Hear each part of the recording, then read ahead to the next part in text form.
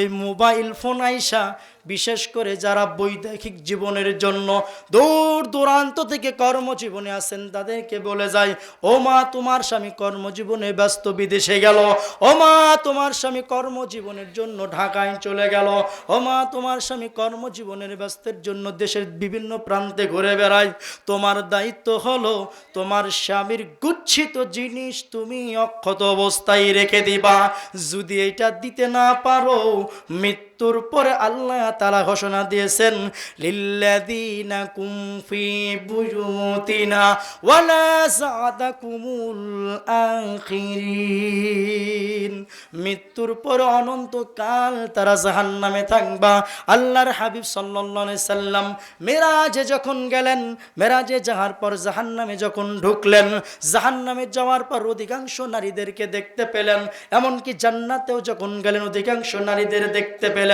দুই কথা দেখা গেল, জান্নাতেও নারীরা গেলেন, জাহান্নামেও নারীরা বেশি। জান্নাতেও বেশি হলেন, জাহান্নামেও বেশি হলেন।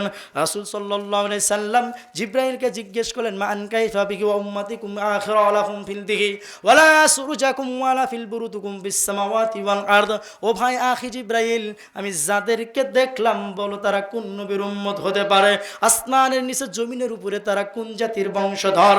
ইব্রাহিম আলাইহিস সালামের বংশধর, নাকি নূহ আলাইহিস সালামের বংশধর, নাকি ইব্রাহিম আলাইহিস সালামের বংশধর, নাকি দাউদ আলাইহিস সালামের বংশধর, নাকি সুলাইমান আলাইহিস সালামের বংশধর? জিবরাইল আমিন বলেন, নবী না, এগুলো সব হলো আপনার উম্মত।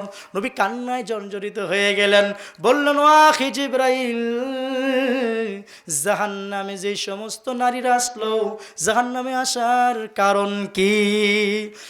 রাসূল সাল্লাল্লাহু আলাইহি সাল্লাম যখন জিজ্ঞেস করলেন, জিবরাইল আমিন বললেন, 5টা কারণে নারীরা জাহান্নামী। কয়টা কারণে জাহান্নামী? 5টা কারণে জাহান্নামী। 1 নাম্বার, তারা যখন ঘর থেকে বের হতেন তারা সাজুগুজু করে বের হয়। 1 নাম্বার হলো তারা পাউডার মাখে মুখে, 2 নাম্বার হলো লিপস্টিক দেয় তারা মুখে, 3 নাম্বার হলো বেপরদায় তারা চলে রাস্তায়, 4 নাম্বার হলো উঁচু জুতো পায়ে দিয়ে ঘোরে। আর এইগুলো কারণ তারা নিয়ে চললেন। এই কারণের প্রথম ভাগ যদি জুল হয় 5টা, দ্বিতীয় নাম্বার ভাগ হলো তারা স্বামীর আনুগত্য করে না, তারপর যেইটা বলে মুখে মুখে তর্ক করে। ইজ্জতের মেয়ে বুঝি নাই, কথা কয় না। ও মা, একটু সাবধান হয়ে যান, বর্তমান যুগের ছেলেদেরও রাগ কম নয়। আপনি উল্টা পাল্টা বলবেন, আল্লাহ না করুক যদি স্বামীর সংসারটা ভেঙে যায়, ওই সংসারের জন্য আপনাকে অনন্তকাল কাঁদতে হবে।